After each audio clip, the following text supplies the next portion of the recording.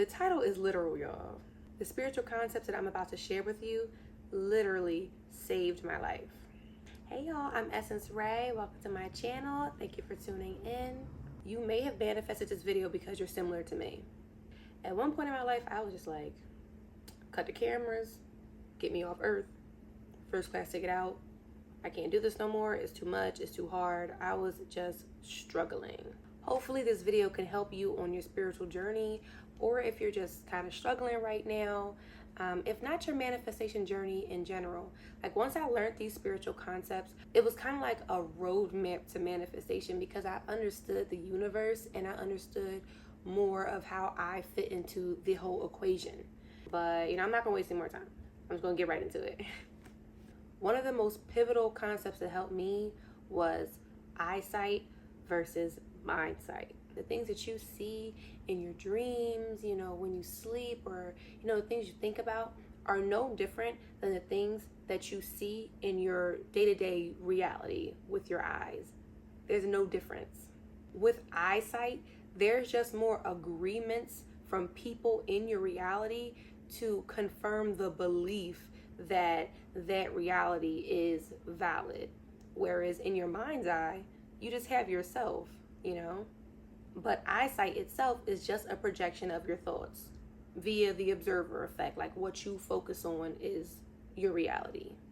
There can even be a lag in your current state, like your current reality that you see. Like especially if you're doing a lot of self-work on yourself and you feel like, why do I feel so different inside? I feel like I'm enlightened. I feel like I've been working. I feel like I've made progress, but it's not projecting out. But your eyesight reality is just showing the state that was reinforced by your thoughts for a while. Like that's it. Once I understood this, I was no longer so focused on circumstance and so like swayed by current circumstances. And I also was no longer confused about like, why am I doing all this work and I feel so good inside, but it's not showing up? The second concept that helped me was understanding that emotions are just frequency.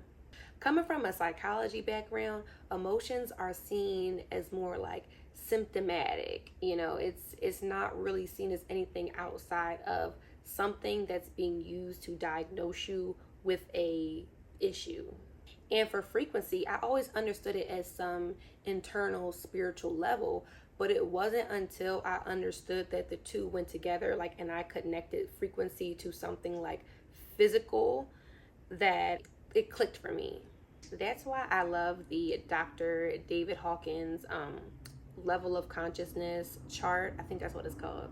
When you look at things like high frequency and God consciousness, Christ consciousness, even when people say things like the most high, it's describing having the highest frequency of emotions and keeping them like that, like being unshakable in your emotions despite what chaos or disruptions occur in your reality or in your eyesight. That's when I understood that you literally cannot let anything disrupt your peace.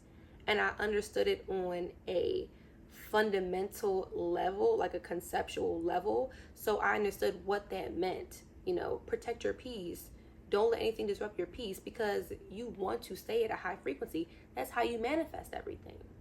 So this concept basically helped me understand that good moods and happiness doesn't come out of nowhere. You'll hear things like happiness is a choice and but I understanding it on a conceptual level. You really have to be intentional about having a high frequency. The third spiritual concept that saved my life was the understanding of the higher self, like your higher self. This is actually probably one of the best things that I learned, learning what your higher self actually is.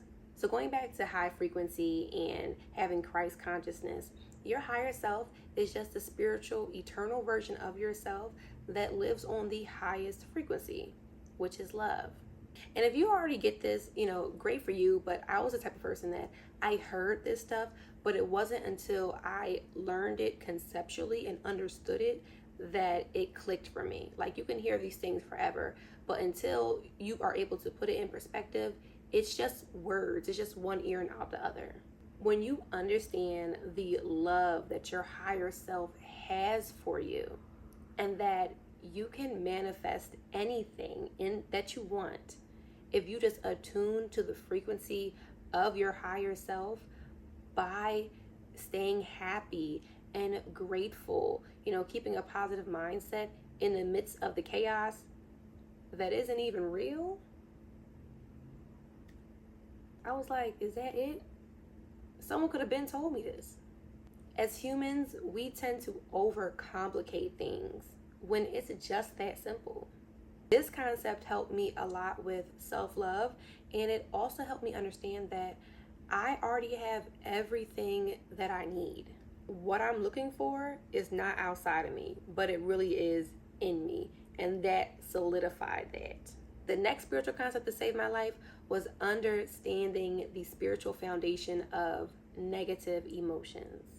Now again, y'all, I come from a psychology background, so when I'm saying negative emotions, I'm like, okay, well, this means that this is going on with me, and this is going on with me, and I probably am diagnosed with this, and I know I got anxiety, you know what I'm saying? So that's how I saw emotions. Negative emotions are just a sign that however you are thinking or whatever you're doing is the exact opposite of what your higher self sees you as and knows yourself as to be true. Like, you're not living in your truth.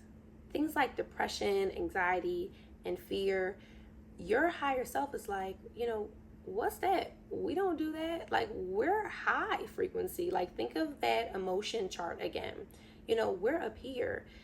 We don't know those emotions. Those emotions are the opposite of where you should be going. And that's why they feel so bad. Through research, I learned that emotional pain has the same physical effects as physically induced pain. And I was like, something else.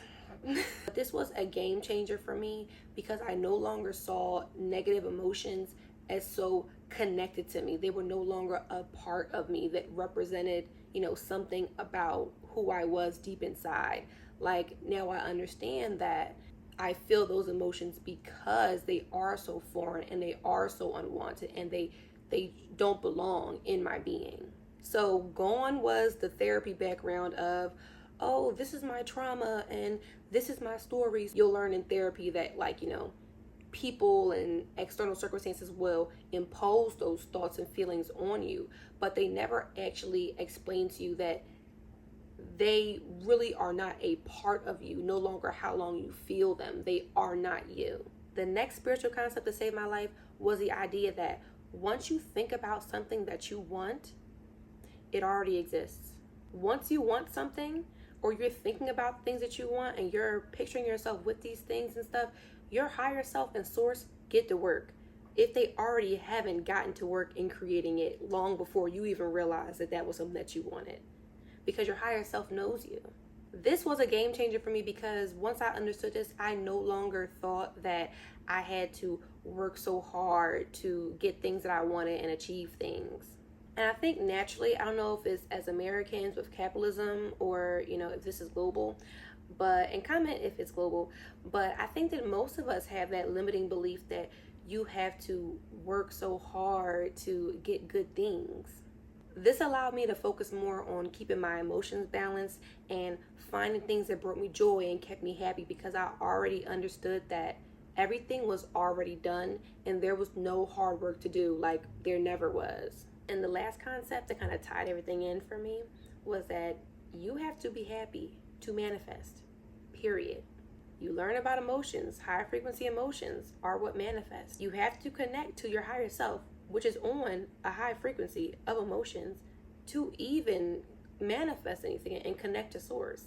There is no amount of hard work that is going to manifest anything. You're not going to manifest anything being tired, overworked, angry, frustrated, sad, depressed. Did I mention anxious? Like, none of those things that are usually bred from overworking yourself to try and get somewhere and focusing so much on the outcome. None of those things actually manifest anything. It's just about being in your flow, your peace, and your joy. No matter, what you have to focus on to get there. Things that genuinely make you happy. These concepts saved my life and gave me life just because I understood how the universe worked. I understood how I worked in conjunction with it. It took a lot of weight off of my shoulders, and it helped me manifest a meaningful life independent of reality or reality circumstances or just the whole end product focused mindset in general. I feel like I was robbed by the U.S. Department of Education, but that's another video for another time. But I hope this video helps somebody. You got this. Whether you're struggling, you're trying to manifest, or you just want more understanding of your spiritual journey, these are the things that really put things in perspective for me. So hopefully some of it is meaningful or helpful to you on yours. But I'm Essence Ray, and thank you for listening, and I'll catch you on the next video. Bye. No such thing as a life that's better than yours. No such thing as a life that's better than